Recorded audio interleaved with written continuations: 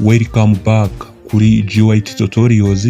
Ahangaha tuhigira kwiga software nyinshi zitandukanye cyane cyane mu bijyanye no kweditinga yaba amafoto cyangwa se video. Uyu munsi ngiye kwigisha uburyo wafata ifoto nk'ingiyi tugashyiraho effect nk'ingiyi muri kubona gutya kuri no foto yacu. Urabona ifoto yacu mbere yari imeze gutya, urabibona? Noneho dore uburyo nayihinduyemo igahita isa. Ngwino rero nkwereka uburyo nabikozemo, nawe ujye ubasha kubyikorera, nawe ubashe kwikorera ifoto imeze gutya ifite ama effect nk'aya ngaya asa neza gutya, ubona nyine ari ibintu byiza nka gutya. Ngwino dutangire nkwereka uburyo nabikoze, nawe ujye ubyikorera. Sasa mbere na mbere rero ugishyiramo ifoto yawe ni gutya ifunguka. Ugishyiramo ifoto yawe muri Photoshop ifunguka gutya. Sasa rero hano ikintu uhita ukora, ikintu ukurikizaho, hano urabanza ukareba ko ino layer ya background imeze gutya. Hano rero ikintu ukurikizaho uraza ugaselectinga uyu mu subject wacu, uyu nguyu uri hano niwe tugiye kuza guselectinga. Noneho niturangiza dushyireho effect yacu. Reka dutangire rero tujye guselectinga nkwereke uburyo bikorwamo. Urahita uza hano handitse select hano hejuru, ukandeho gutya. Urahita umanuka hano hasi, hano urahita ubona hano handitse subject. Hano kuri subject hano uhite ukandaho gutya. Uhite winjiramo, urategereza, biterwa n'uburyo imashini yawe yihuta ubu selectinga mu subject wawe. Wibuke gukora subscribe, ntubure gukora subscribe kuko ni ingenzi. Unyandikira no muri comment, na like yawe ni ingenzi. Umbwire muri comment ukuri kubona iyi video n'indi video ubona naza kwigisha. Sasa rero iyo urangije guselectinga umu subject wawe, urabona gutya turamurangije, twamuselectinze neza cyane, urabona nta kibazo na kimwe afite, hose kamufasha. Ariko hano hasi witegereje neza, urazuminga, ukora control plus ukazoominga gutya. Urabona hano hari akantu hano katafashe neza kano. Uhita hano kuri no tool ya select iyi, ugatuza hano handitse minus, ugatuza hano ukagabanya nyine kano kantu kakaba gato, urabona karacyari kanini gutya. Hasigaye rero ugatukandamo gutya. Urabona gutya ihise imuselectinga neza cyane. Neza cyane, ugakora control minus ukazoominga out, ukareba ko hose nyine karimo neza, nta kibazo na kimwe ifoto yacu ifite, imeze neza. Rero iyo urangije sasa rero guselectinga umuntu wacu, ikintu uhita ukurikizaho hano ikintu uhita ukurikizaho, uhita ukanda control G gutya. Urabona hahise haza indi layer gutya ya wa muntu wenyine. Urabona dufunze iyo hasi, background irahita ivaho, harasigaraho wa muntu wacu wenyine twaselectinze. Nizere ko turi kugendana nta kintu kimwe kiri kugucika. Sasa rero hano hantu ikintu uhita ukurikizaho, uhituza hano kuri no, ugomba kuba ufite zino effect. Reba iyi video kugeza ku musozo, ndakwereka ahantu nawe wabasha gukura ama effect nk'aya uri kubona hano. Ayo no ma effect, kurikirana ino video kugera ku musozo, ndakwereka ahantu nawe wakura effect nk'izi akaba arizo nawe uzajya ukoresha weditinga amafoto yawe. Kandi izi effect zimeze neza, zirasa neza, nta kibazo, nawe uzajya ubasha kuzikoreshereza ku mafoto yawe. Kurikirana iyi video kugera ku musozo, ndakubwira ahantu wakura zira effect. Ikintu uhita ukurikizaho, uhita n'ubundi uza muri zino effect zawe, ugahita hano kuri ino tool ya select iyi ngiyi. Nurangiza uhita uza rero uhitamo iyo ushaka gukoresha.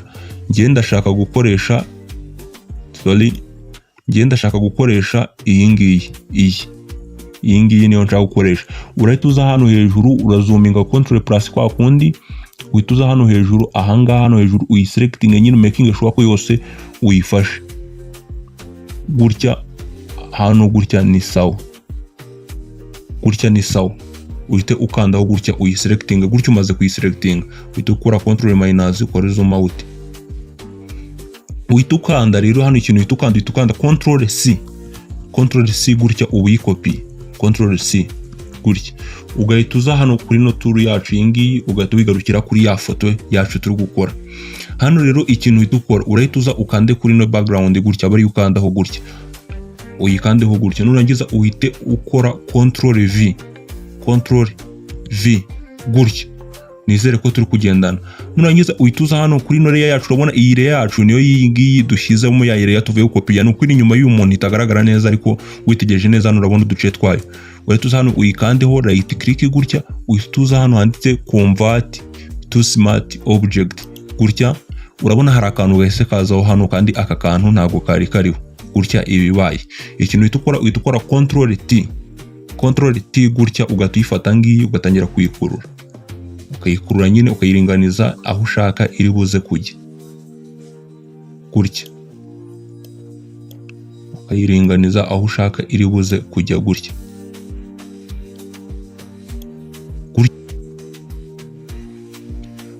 Uhita utangira ukurure gutya nyine urabona hano ngende kubona irimo neza nta kibazo na kimwe ifite hano iteretsemo neza cyane ku buryo bwiza bufatika.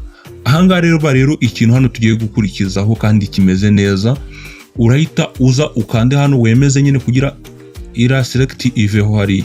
Hano hantu rero ikintu ugiye guhita ukurikizaho kingashoba n'ubundi kufashe kuri ino layer yacu iyi ngiyi ariyo iyi ngiyi dushyizeho nonaha, ugahita uza hano handitse nomo ugahitamo screen, uhita uza hano ugahitamo screen gutya uhitamo ino screen gutya.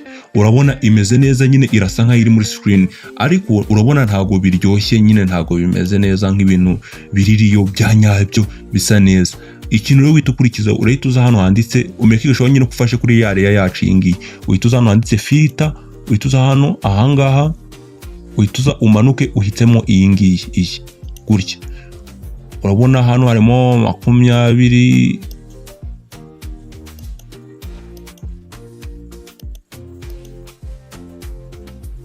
gutya nyine ugenda uringaniza gutya ku buryo nyine biba byiza, nabwo ntibipike ntibibi bintu bigize cyane. Ukagabanya gutya